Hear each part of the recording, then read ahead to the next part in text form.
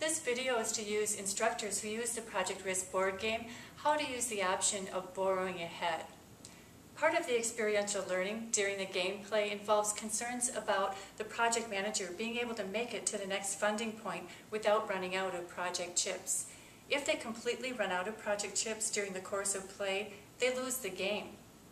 And depending upon their decisions and the luck of the roll of the dice and the draw of the cards and the way that they decide to protect themselves against risks, they could end up spending more than they're making.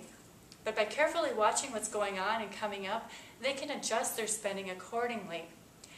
And there are alternative ways of gaining chips. Some of those ways are discussed in other videos.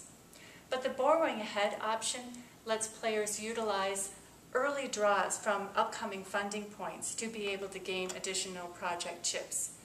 The way that this works is that when we begin the game, they have 50 project chips they start with at initiating, and they gain 10 more chips at the planning circle, at the executing circle, control and monitoring, closing, and at the very end.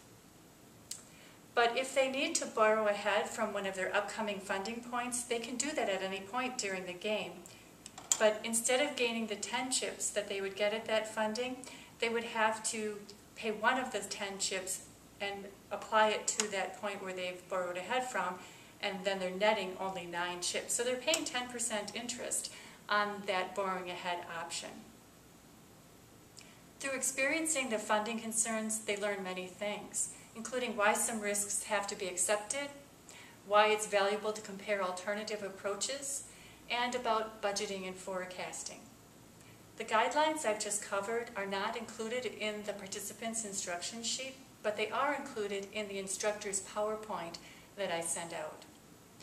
If you'd like to receive that PowerPoint, or if you have any questions or concerns for me, feel free to email me at kwais@successfulprojects.com.